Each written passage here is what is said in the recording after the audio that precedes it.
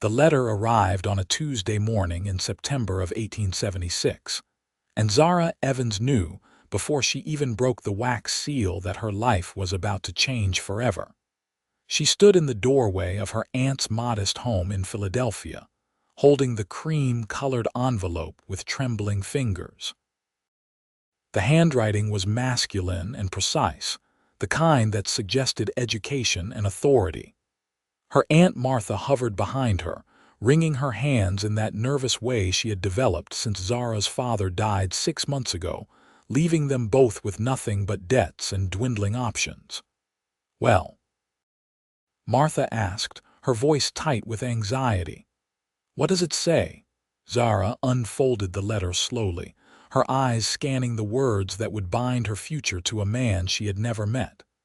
"He confirms the arrangement," she said quietly, her voice barely above a whisper. "Mr. Lawrence Hastings of Sheridan, Wyoming. He expects me to arrive by the end of October. He has enclosed money for the journey and asks that I bring only what I can carry." Martha let out a breath that might have been relief or resignation. "It is a good match, Zara. He owns land, cattle. You will want for nothing." "Except love," Zara said, the words slipping out before she could stop them. Her aunt's face hardened. "Love is a luxury we cannot afford. Your father left us destitute. The creditors will take this house within the month. Where will you go? What will you do?" A woman alone in this world has precious few choices, and most of them lead to ruin. Zara knew her aunt spoke the truth, but that knowledge did nothing to ease the tightness in her chest or the feeling that she was being sold like livestock at auction. Still, she nodded and folded the letter carefully, tucking it into the pocket of her worn cotton dress. "When does the train leave?" "Friday morning. I have already begun packing your trunk." 3 days later, Zara found herself standing on the platform at the train station, watching as steam billowed from the locomotive's stack. Her belongings fit into a single trunk and a carpet bag, a humbling testament to how little remained of the life she had known. Her aunt embraced her stiffly, pressing a small leather purse into her hands. "There is a little money here for emergencies," Martha said, her eyes suspiciously bright. "Be a good wife, Zara. Make the best of this." The journey west was long and uncomfortable, the train car crowded with families heading toward new lives and opportunities. Zara sat by the window, watching as the familiar buildings of Philadelphia gave way to countryside, then to vast expanses of land that seemed to stretch on forever. She had never seen such open space, such enormous sky. It was both beautiful and terrifying. She changed trains in Chicago, then again in Cheyenne. Each leg of the journey took her farther from everything she knew, deeper into a world that felt foreign and wild. The other passengers spoke of Indian troubles and cattle rustling, of harsh winters that could kill a person if they were not prepared. Zara clutched her carpetbag and tried not to let fear overwhelm her.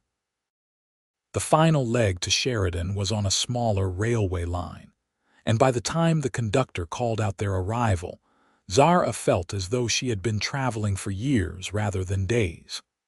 She gathered her belongings and stepped onto the platform, her legs unsteady after so long sitting. Sheridan, Wyoming was smaller than she had expected, a collection of wooden buildings clustered along a main street with the massive peaks of the Bighorn Mountains visible in the distance. The air was crisp and cool, carrying the scent of pine and wood smoke. People moved about their business with purpose, cowboys on horseback, women in practical dresses, children darting between buildings. "Miss Evans." Zara turned to find a thin man with graying hair and spectacles approaching her. He wore a dark suit that looked too formal for this rough town, and he carried himself with an air of importance that immediately put her on edge. "Yes, I am Zara Evans. I am Mr. Gerald Porter, attorney for Mr. Lawrence Hastings. He asked me to collect you from the station. Your trunk will be brought along shortly." Not even important enough for her future husband to collect her himself, Zara thought, but she kept her expression neutral and followed Mr. Porter to a waiting buggy. As they drove through town, he pointed out various establishments: the general store, the saloon, the church, the doctor's office. Zara tried to pay attention, but her mind was spinning with questions about the man she was promised to marry. "Mr. Hastings is detained by business matters," Porter said, as if reading her thoughts. "He sends his apologies and asks that you make yourself comfortable at his home. The housekeeper will see to your needs." They drove for nearly an hour beyond the town limits, following a road that wound through rolling grassland. Zara had expected to arrive at a grand ranch house, something befitting a man of apparent means. Instead, Porter stopped the buggy in front of a large but austere two-story house that looked more like a fortress than a home. The windows were small and high, the exterior painted a dull gray that seemed to absorb rather than reflect the afternoon light. A severe-looking woman in her 50s met them at the door. She introduced herself as Mrs. Caldwell, the housekeeper, and showed Zara to a bedroom on the second floor. The room was clean but impersonal, with heavy furniture and no decorative touches. "Mr. Hastings will return for dinner, Mrs. Caldwell said. "I will send up water for washing. Dinner is at 6 o'clock sharp. Do not be late." Left alone, Zara sank onto the edge of the bed and finally allowed herself to feel the full weight of her circumstances. She was hundreds of miles from home, about to marry a stranger who could not even be bothered to greet her upon arrival. She thought of her father, of the laughter and warmth that had once filled their home before illness took him. She thought of the dreams she had harbored as a girl, of marrying for love, of building a life with someone who saw her as more than a solution to a problem. A knock at the door interrupted her thoughts, and a young maid brought in a pitcher of hot water. Zara washed the travel dust from her face and hands, changed into her one good dress, a dark blue wool that was already too warm for the heated room, and sat by the window to wait. At precisely 6 o'clock, Mrs. Caldwell appeared to escort her downstairs.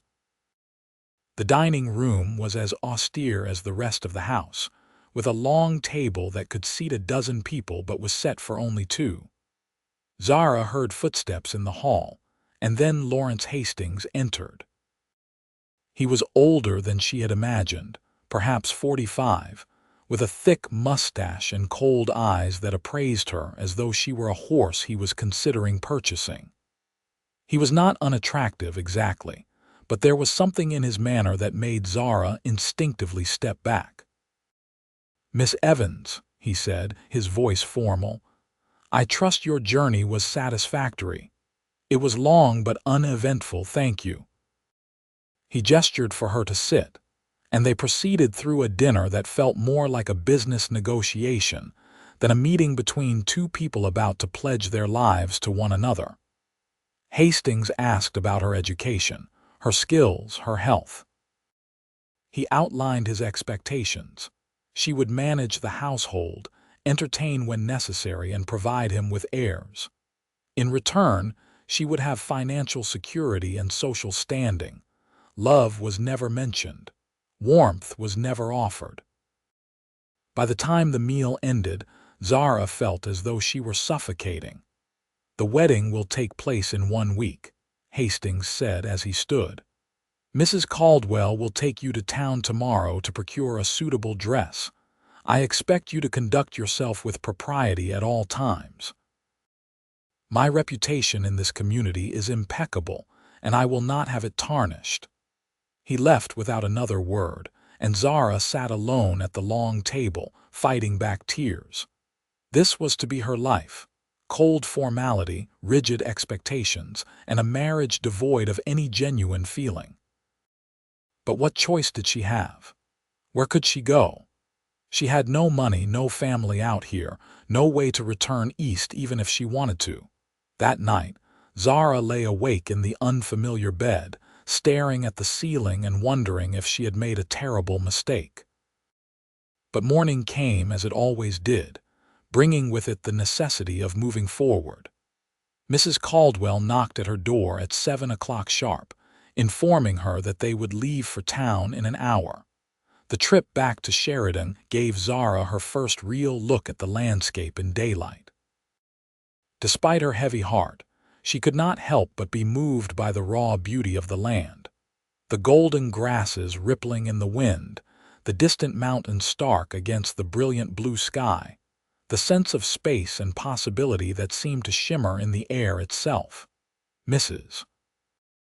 Caldwell drove the buggy with competent hands, her expression giving nothing away. She took Zara to a dressmaker on the main street, a pleasant woman named Mrs. Chen who had emigrated from China, and brought with her an exquisite talent for needlework. The dress would be simple, Mrs. Caldwell instructed, appropriate for a practical union. Nothing frivolous. While Mrs. Chen took measurements, Zara stood very still and tried not to think about the fact that she was being fitted for a wedding dress to marry a man who made her feel nothing but unease. After the fitting, Mrs. Caldwell had several other errands to run, and she left Zara at the general store with instructions to purchase any personal items she might need. The store was busy with mid-morning shoppers, and Zara found herself overwhelmed by the variety of goods on offer. She was examining a display of writing paper when she heard a commotion outside.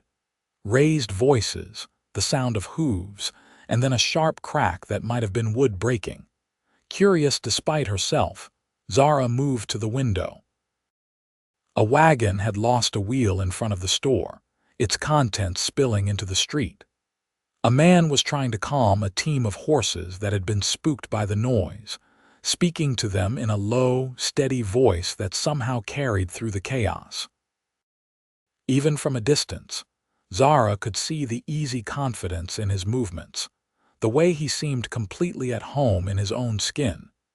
He was tall, with dark hair that needed cutting and shoulders broad enough to strain the fabric of his worn work shirt. He wore the dusty clothes of a working rancher, denim trousers, scuffed boots, and a hat that had seen better days. But it was not his appearance that caught Zara's attention. It was the gentleness in his hands as he stroked the nose of the lead horse, the patience in his stance as he waited for the animal to calm. "That is Dalton Crawford," said a voice beside her. Zara turned to find a young woman about her own age, with warm brown eyes and a friendly smile. She was pretty, with dark hair pulled back in a practical bun and freckles scattered across her nose. "He has the ranch north of town," the woman continued. "Best horseman in the county, they say." "I am Sarah, by the way, Sarah Mitchell. You must be the woman who came to marry Mr. Hastings." Of course everyone in town already knew her business. Zara managed a smile. "Zara Evans, how did you know?" Sarah's expression turned sympathetic. "Small town, word travels fast." "Are you settling in all right?" Before Zara could answer, the door opened and Dalton Crawford entered, brushing dust from his shirt. Up close, he was even more striking, with sun-weathered skin, gray eyes the color of a winter sky, and a face that suggested both strength and kindness. He was probably in his late 20s, Zara guessed, maybe 30 at most. "Pardon the disruption, folks," he said, his voice carrying a slight drawl that suggested he had been in Wyoming for some time. "Wheel just gave out. I will have it cleared away shortly." His gaze swept the store and landed on Zara. For a moment, their eyes met, and something passed between them, a spark of recognition that made no logical sense. She had never seen this man before in her life, and yet looking at him felt strangely like coming home after a long absence. The feeling was so intense that it took her breath away. Dalton seemed equally affected. He stopped mid-stride, his expression shifting from polite apology to something deeper, something wondering. They stood frozen, staring at each other while the rest of the store's occupants went about their business. "Do I know you?" Dalton asked finally, his voice softer now, meant only for her. Zara shook her head, not trusting herself to speak. Her heart was pounding in a way that felt both thrilling and terrifying. "I am sorry," he said, a slow smile spreading across his face. "That was a strange thing to ask. It just felt like I should know you, like I have been waiting to meet you." "Zara, we need to go, Mrs." Caldwell's sharp voice cut through the moment like a knife. The housekeeper had appeared at the door, her expression disapproving. "Mr. Hastings expects us back before noon." Zara tore her gaze away from Dalton, her cheeks burning. "Of course, I am ready," as she followed Mrs. Caldwell out of the store. She could feel Dalton's eyes on her back. She risked one glance over her shoulder and found him still watching, his expression confused and captivated. Then the door closed between them, and he was gone. The ride back to the Hastings place was silent, Mrs. Caldwell radiating disapproval. Zara stared at the passing landscape and tried to understand what had just happened. She did not believe in love at first sight, had always considered such notions to be the stuff of cheap novels. And yet something had shifted in that moment when her eyes met Dalton Crawford's, something fundamental and undeniable. But it did not matter, she told herself firmly. In 1 week, she would be Mrs. Lawrence Hastings. Whatever she had felt in that general store was nothing more than nerves and foolish fantasy, the last gasp of a girlish dream before she accepted the reality of her situation. The week passed in a blur of preparations. Zara spent her days learning the routines of the household, meeting the ranch hands who worked for Hastings, and trying to resign herself to her fate. Hastings himself was rarely present, and when he was, he treated her with the same cold formality he might show a stranger. He never asked about her thoughts or feelings, never tried to know her as a person. She was an acquisition, nothing more. The night before the wedding, Zara stood at her bedroom window and looked out at the vast Wyoming darkness. A million stars glittered overhead, so bright and numerous that they seemed close enough to touch. Somewhere out there was Dalton Crawford going about his life on his ranch. She wondered if he had thought about their encounter as often as she had, if he felt the same inexplicable pull. Then she closed the curtains and climbed into bed, telling herself to stop being foolish. But sleep would not come. As the hours ticked by, Zara became increasingly certain that she could not go through with the wedding. It was not just about Dalton Crawford, though the memory of him certainly played a part. It was about the suffocating prospect of spending her life with Lawrence Hastings, of becoming a ghost in her own existence, of surrendering all hope of genuine happiness. As dawn began to lighten the sky, Zara made her decision. She dressed quickly in her traveling clothes, stuffed her few possessions into her carpet bag, and retrieved the small leather purse her aunt had given her. There was perhaps $20 inside, enough for a train ticket if she could get to the station. Where she would go after that, she had no idea, but anywhere seemed preferable to staying here. The house was still silent as she crept down the stairs, careful to avoid the steps that creaked. She made it to the front door, her heart hammering so loudly she was certain someone would hear it. Her hand was on the latch when a voice froze her in place. "Going somewhere, Miss Evans?" She turned slowly to find Lawrence Hastings standing in the doorway to his study. He was fully dressed despite the early hour, and his expression was one of cold fury. "I cannot marry you," Zara said, forcing strength into her voice. "I am sorry, but I cannot do this." "You will marry me," Hastings said flatly. "I have paid for your passage west. I have invested time and resources into this arrangement. You will fulfill your obligations." "I did not know what I was agreeing to. I thought—" "You thought what? That this would be a love match?" His laugh was harsh and bitter. Love is for children and fools.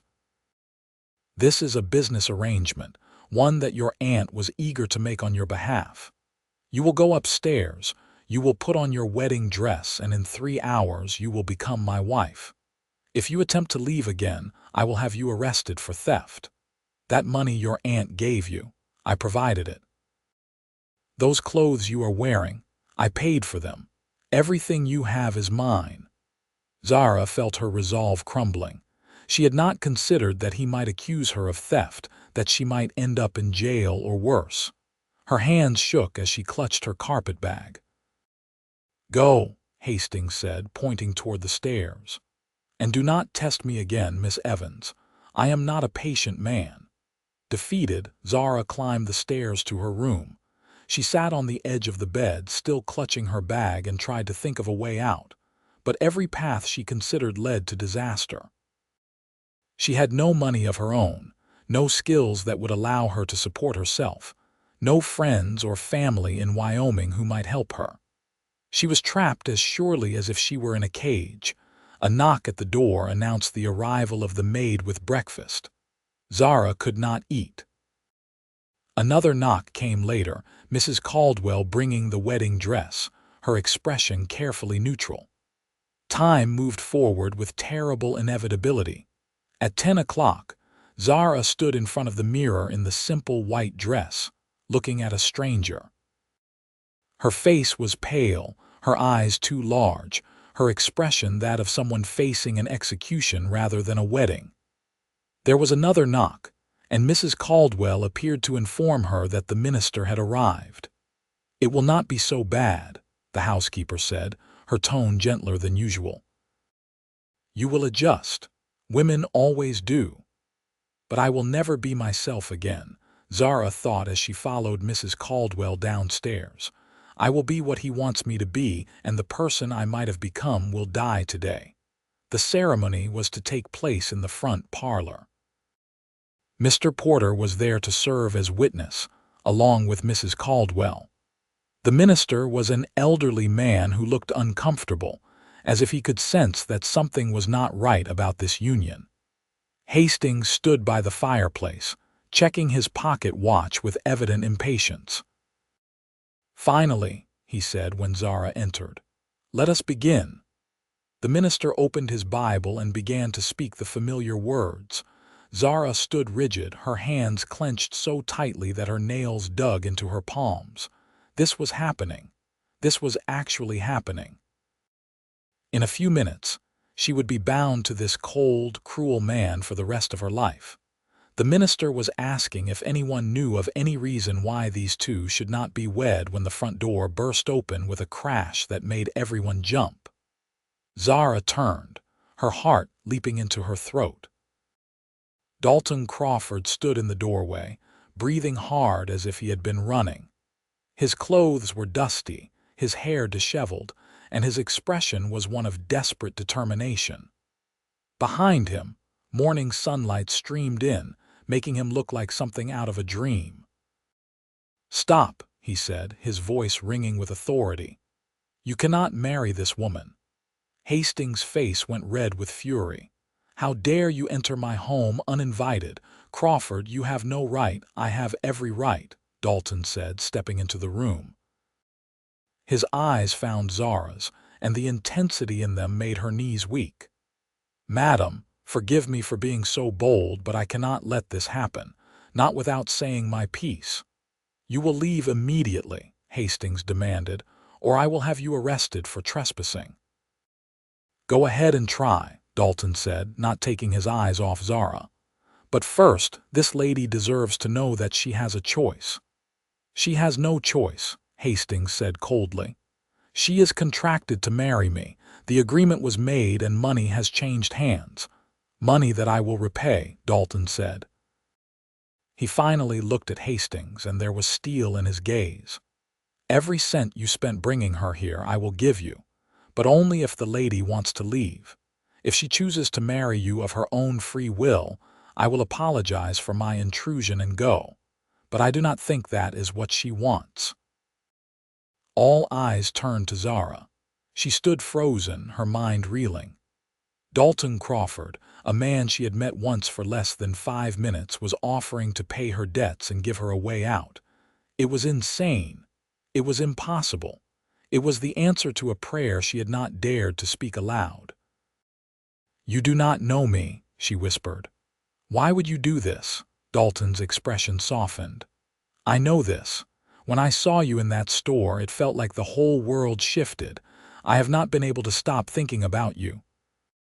I have been asking around, finding out about your situation, and the more I learned, the more certain I became that I could not let you marry a man who would treat you like property." He took a step closer, his voice dropping to something almost reverent. "You deserve better than this, Miss Evans. You deserve to be cherished, not owned." Tears spilled down Zara's cheeks. No one had ever spoken to her like that before, with such sincerity and respect.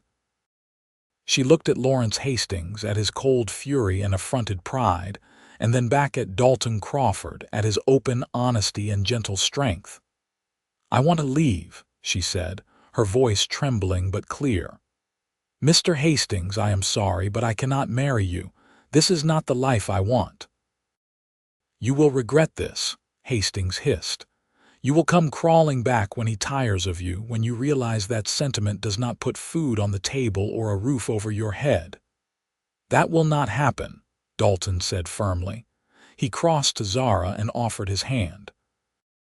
"Miss Evans, will you come with me?" Zara took his hand, feeling the calluses on his palm, the warmth of his skin. "Yes," she said. "Yes, I will." The next few minutes were a chaos of shouting and accusations. Hastings threatened legal action, but Mr. Porter, surprisingly, pointed out that no official contract existed and that Zara had the right to refuse the marriage. Mrs. Caldwell quickly brought Zara's trunk and carpetbag, and there was something almost approving in the housekeeper's expression as she handed them over. Dalton loaded Zara's belongings into his wagon, helped her onto the seat, and drove away from the Hastings place without looking back. Zara did look back once, seeing Hastings standing on the porch, his face twisted with rage. Then they rounded a bend and he was gone. They rode in silence for a while, the morning sun warming Zara's face, the vastness of the Wyoming landscape spreading out before them. Slowly, the tension began to drain from her body, replaced by an almost giddy sense of freedom. "Thank you," she said finally. "I do not know what would have possessed you to do what you did, but thank you." Dalton glanced at her, a smile tugging at the corner of his mouth. "I could not stand by and let you throw your life away on a man like Hastings. Everyone knows what he is like. I have been trying to work up the nerve to do something about it all week." "All week? You have been thinking about this for all week." "I have been thinking about you for all week," he corrected. "Thinking about those few seconds in the store, about the way it felt to look at you. I know how crazy that sounds. I have never been the impulsive type. I am a practical man, Miss Evans. I run my ranch, pay my debts, and keep to myself. But when I heard this morning that the wedding was happening today, something in me just snapped. I saddled my fastest horse and rode like the devil was chasing me." Zara felt her cheeks warming. "Where are we going?" "My ranch, if that is all right with you." "It is not fancy like Hastings' place, but it is comfortable and clean. I have a housekeeper, Mrs. Thompson, who lives in town but comes out most days. You will have your own room, and I promise you will be safe. You have my word on that." "I trust you," Zara said, and realized with some surprise that it was true. She barely knew this man, and yet she trusted him completely. The Crawford Ranch came into view about an hour later, and it was nothing like the grim fortress Hastings called home. The house was a single-story structure made of logs and stone, with a wide porch and curtains visible in the windows. There was a barn, a corral with several horses, and a sense of life and warmth that had been entirely absent from Hastings' property. Dalton helped Zara down from the wagon, his hands strong and steady on her waist. "Welcome," he said simply. "I hope you will be comfortable here." Over the next few days, Zara discovered what it meant to feel comfortable. Dalton was a perfect gentleman, giving her space but also making it clear that she was a welcome guest. Mrs. Thompson, a cheerful widow in her 60s, took to Zara immediately and seemed delighted to have another woman around. The ranch itself was a revelation. Dalton ran it with a small crew of hands, all of whom treated him with genuine respect rather than fear. He worked alongside them, mending fences, training horses, and tending to the hundreds of small tasks that kept a ranch running. Zara watched him from the porch, marveling at his competence and the easy way he moved through the world. In the evenings, after supper, they would sit on the porch and talk. Dalton told her about his life. He had come to Wyoming 5 years ago from Colorado, bought this land with money he had saved from years of working other people's ranches, and built everything from the ground up. He spoke of his dreams to expand the horse breeding operation, of his love for this wild country, of the peace he found in the hard work and open spaces. Zara, in turn, told him about Philadelphia, about her father and the life they had lost, about the desperate circumstances that had led her to accept Hastings' proposal. Dalton listened with complete attention, never judging, always understanding. "You are very brave," he said one evening as they watched the sun set over the mountains. "Coming all this way to marry a stranger, trying to make the best of an impossible situation, that takes courage." "I did not feel brave," Zara admitted. "I felt trapped." "Not anymore," Dalton said softly. He reached over and took her hand, his touch gentle. "You are free now, Zara. You can stay here as long as you like, or I can help you get settled somewhere else if you prefer. Whatever you want, I will help you achieve it." Zara looked down at their joined hands, at the way her pale fingers intertwined with his tanned ones. "What if what I want is to stay here?" she asked quietly. "What if what I want is to know you better, to see if this feeling between us is real?" Dalton's breath caught. "Is that what you want?" She met his eyes, those gray eyes that had haunted her dreams. "Yes, I know it is fast, I know it seems impossible, but Dalton, when I look at you, I feel like I have come home." "Is that insane?" "If it is, then we are both insane," he said, his voice rough with emotion. "Because I feel exactly the same way." He raised her hand to his lips and kissed her knuckles, a gesture so tender that it brought tears to Zara's eyes. They sat together as darkness fell, hands clasped, hearts beating in sync, and Zara felt a peace she had never known before. The weeks that followed were the happiest of Zara's life. She and Dalton spent every possible moment together, learning each other's rhythms and preferences, discovering shared joys and dreams. He taught her to ride, patiently guiding her through the basics until she could canter across the grassland with confidence. She helped him with the accounts, her neat handwriting and head for numbers making quick work of the paperwork he had always found tedious. They talked for hours about everything and nothing. Books they had read, places they wanted to see, the little details of daily life that revealed character. Zara learned that Dalton liked his coffee black and strong, that he had a gift for gentling even the most difficult horses, that he sang quietly to himself when he thought no one was listening. Dalton learned that Zara was passionate about education and wanted to start a school one day, that she could make him laugh with her dry observations about the world, that she was stronger than she looked. And slowly, carefully, they fell in love. It was not the dramatic, overwhelming passion of novels, but something deeper and more real. A growing certainty that they belonged together, that they made each other better, that life with this person would be an adventure worth taking. One evening in late October, Exactly a month after Zara had arrived in Wyoming, Dalton asked her to walk with him after dinner. They strolled away from the house, following a path that led to a small rise overlooking the ranch. The sun was setting, painting the sky in shades of gold and crimson. "Zara," Dalton said, stopping at the top of the rise and taking both her hands in his. "I need to tell you something." Her heart began to race. "What is it?" "I love you," he said simply. "I think I started loving you the moment I saw you in that store, and I have fallen more in love with you every day since. I know this is fast. I know we have only known each other a month, but I cannot imagine my life without you in it." Tears spilled down Zara's cheeks. "I love you too," she whispered. "So much that it scares me sometimes." Dalton reached up and cupped her face, his thumbs brushing away her tears. "Do not be scared. We will figure this out together. Zara Evans, would you do me the honor of becoming my wife?" A real marriage this time, not an arrangement or a contract. A partnership built on love and respect and the promise that I will spend every day for the rest of my life making you happy. "Yes," Zara said, laughing through her tears. "Yes, 1,000 times yes." He kissed her then, soft and sweet, and Zara felt as though every moment of her life had been leading to this one.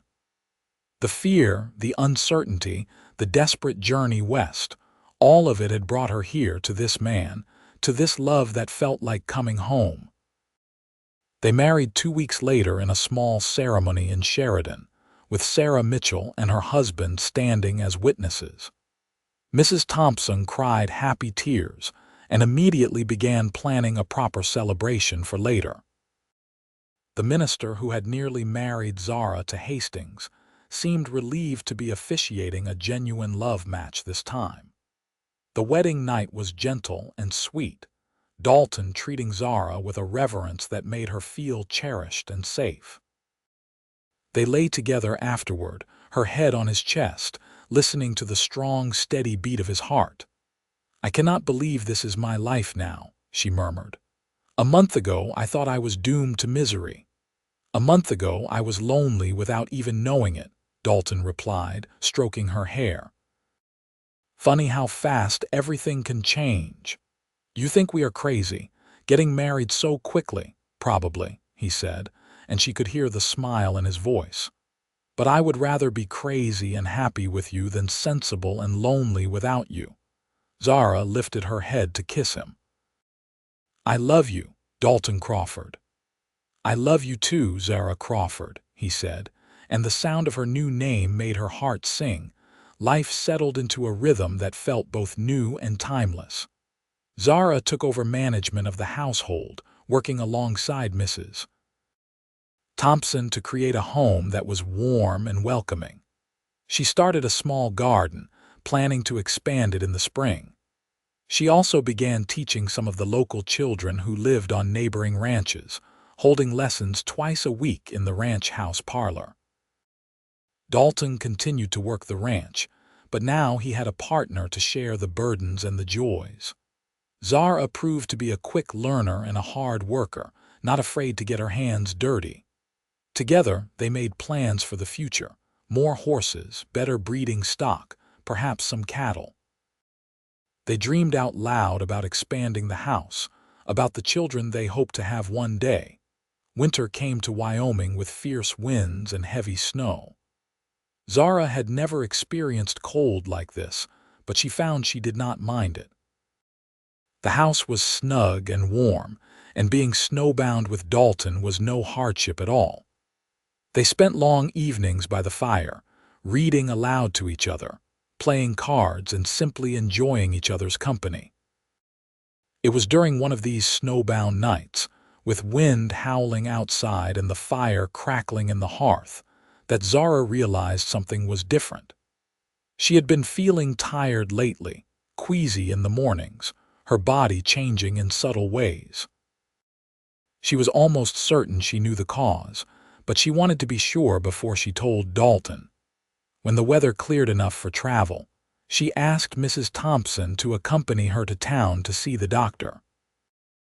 The older woman's knowing smile told Zara that she had already guessed, but she said nothing, just bundled them both into warm coats for the journey. Dr. Harrison confirmed what Zara had suspected. She was expecting a child, due sometime in late summer. Zara left the doctor's office in a daze of joy and terror. She was going to be a mother. She and Dalton were going to have a baby. She told him that evening after supper, her hands shaking as she took his and placed them on her still flat stomach. "We are going to have a baby," she said softly. "In August, I think." Dalton's face went through a series of expressions: shock, wonder, and then pure joy. He let out a whoop that startled her, then swept her up in his arms and spun her around. "We are having a baby. Zara, we are having a baby. Careful," she said, laughing. "You will make me dizzy." He set her down carefully, then knelt in front of her, pressing his forehead to her stomach. "Hello in there," he said softly. "I am your father, and I already love you more than words can say." Zara stroked his hair, her heart so full she thought it might burst. This was everything she had never dared to hope for. A man who loved her, a home that felt safe, and now a child on the way. Life was not perfect. There were still hard days, still challenges to overcome, but they faced them together, and that made all the difference. Spring came slowly to Wyoming, the snow retreating inch by inch to reveal tender green grass and wildflowers. Zara's belly grew, and Dalton became absurdly protective, insisting she not lift anything heavy or work too hard. She tolerated his fussing with good humor, understanding that it came from love. One afternoon in early May, they had a visitor. Sarah Mitchell rode up to the ranch, her face troubled. "I thought you should know," she said after Zara invited her in for coffee. "Lawrence Hastings left Wyoming last month, sold his ranch and everything on it, moved back east somewhere." Zara felt a strange sense of closure at this news. Did something happen? Rumor has it he got involved in some shady business dealings, lost a lot of money. "But I think mostly his pride could not take living in a place where everyone knew you had chosen Dalton over him." Sarah smiled. "It is quite the romantic story, you know. The whole town loves telling it." After Sarah left, Zara shared the news with Dalton. He pulled her close, his hand resting protectively on her rounded belly. "Good riddance," he said. "I hope he finds whatever it is he is looking for, but I am glad he is far away from you." "Me too," Zara agreed. "That chapter is closed now. This is our life, and it is a good one." Summer arrived with heat and long golden days. Zara's pregnancy advanced, and she felt the baby moving inside her, small flutters that grew stronger as the weeks passed.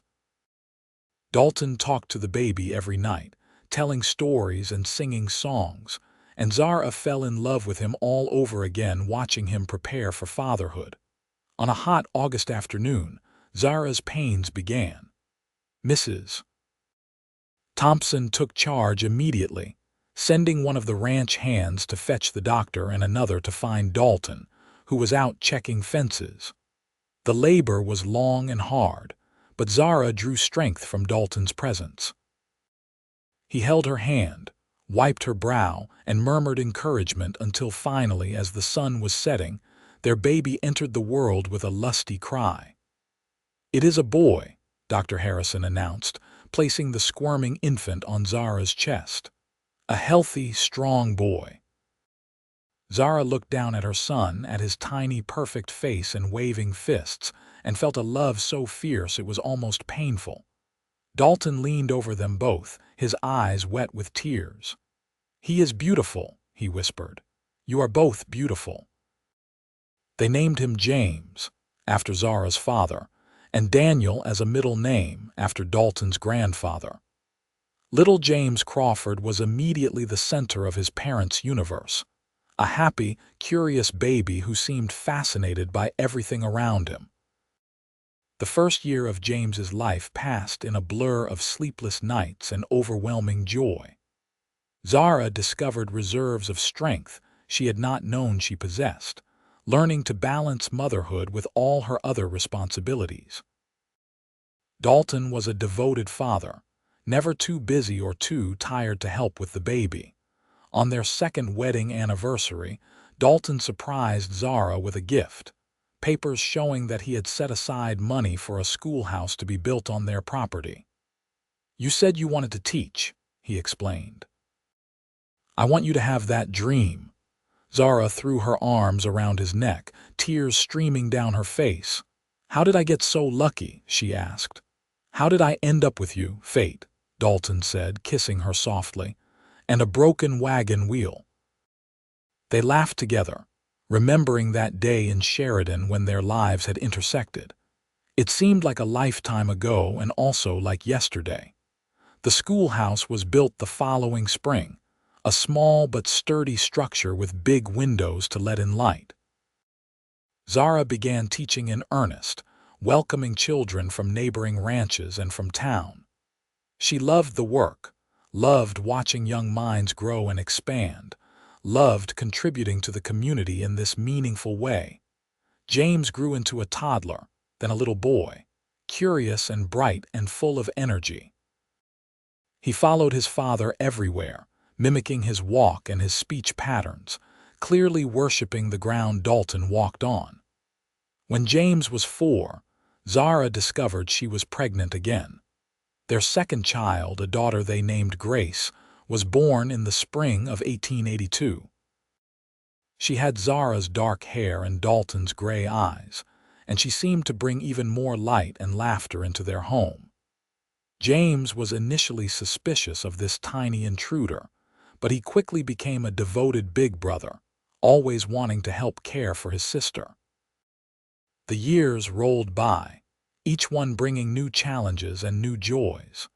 The ranch prospered, Dalton's reputation as a horse breeder spreading throughout Wyoming and beyond.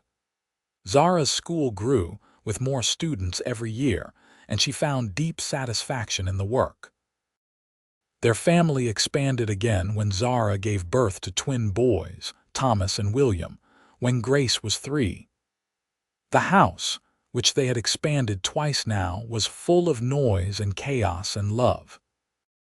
Through it all, through the hard times and the good times, through illness and injury and the countless small crises that come with running a ranch and raising a family, Zara and Dalton's love remained constant. They still took walks together in the evenings when they could, still talked for hours about everything and nothing, still looked at each other with the same sense of wonder they had felt that first day in the general store. One evening, when Zara was 42 and they had been married for 18 years, she and Dalton sat on the porch watching the sun set over the mountains. The children were all inside, the older ones helping the younger ones with homework, and for a few minutes, it was just the two of them. "Do you ever think about that day?" Dalton asked. "The day you were supposed to marry Hastings?" "Sometimes," Zara admitted. "I think about how close I came to making the biggest mistake of my life, if you had not burst through that door." "I could not let you marry him," Dalton said. "Even if you had sent me away, even if you had chosen him anyway, I had to try. I had to at least give you the choice." Zara took his hand, lacing their fingers together. "You gave me everything," she said. "A home, a family, a life I love. But most of all, you gave me yourself, and that is the greatest gift I have ever received." Dalton raised her hand to his lips, kissing it softly. "You are my home, Zara. You always have been from that first moment. Coming home is not about a place for me. It is about you." They sat together as darkness fell, comfortable in the silence, secure in their love. Inside, they could hear their children's laughter, the sounds of a happy home. The ranch stretched out around them, land they had built a life on together. Zara thought about the frightened young woman she had been, arriving in Wyoming with nothing but a carpetbag and a heart full of dread. She thought about the desperation that had driven her to accept Hastings' proposal, about the moment when Dalton had offered her a different path. Every day since then had been a gift, even the hard days, because she had spent them with the right person. As the years continued to pass, Zara and Dalton grew old together, their love deepening with time. James took over more and more of the ranch operations, proving to be as skilled and dedicated as his father. Grace became a teacher, taking over Zara's school when her mother was ready to step back. The twins went into business together, starting a horse trading operation that took them all over the West. Though they always came home to the ranch eventually, Zara and Dalton became grandparents, then great-grandparents, their house always full of visiting family. They sat on the porch in their rocking chairs, holding hands and watching the children play in the yard. Sometimes, Dalton would sing those old songs he had sung to their babies, and Zara would close her eyes and remember how it felt to be young and in love for the first time. They were both in their 70s when Dalton's health began to fail. He had lived a hard physical life, and his body bore the scars of countless injuries and long years of labor. But his mind remained sharp, and his love for Zara never wavered. On a clear autumn morning with golden leaves falling outside the window and Zara holding his hand, Dalton took his last breath. His final words were, "I love you, Zara. Thank you for saying yes." Zara mourned him deeply, feeling as though half of herself had been torn away. But she was surrounded by the evidence of their love. Children, grandchildren, great-grandchildren, the ranch they had built together, the school she had founded, the life they had created. She knew that Dalton would not want her to give up, so she continued on, finding purpose in her family and her community. She lived another 8 years, long enough to see her youngest great-grandchild born, long enough to know that the Crawford legacy would continue. When her own time came, she was ready. Her children and grandchildren gathered around her bed, and she looked at each beloved face and felt profound gratitude. "Tell them," she said to James, her firstborn, now a gray-haired man himself. "Tell your children and their children about how your father saved me, about how love can happen in an instant and last forever. Tell them that the best things in life are worth taking risks for, worth being brave for." "We will, Mama," James promised, tears streaming down his weathered face. "We will never forget." Zara closed her eyes and let herself drift away, and her last thought was of a young man with gray eyes and gentle hands, bursting through a door to offer her freedom. In her final moment, she could have sworn she felt his hand in hers again, warm and strong, welcoming her home. The Crawford Ranch continued to thrive for generations, a testament to the love story that had founded it. Visitors to Sheridan would sometimes ask about the place, and locals would smile and tell them the tale. About a woman who had been promised to a stranger, about the rancher she met by chance who felt like coming home, about a love that had defied expectations and built something beautiful that lasted far beyond a single lifetime.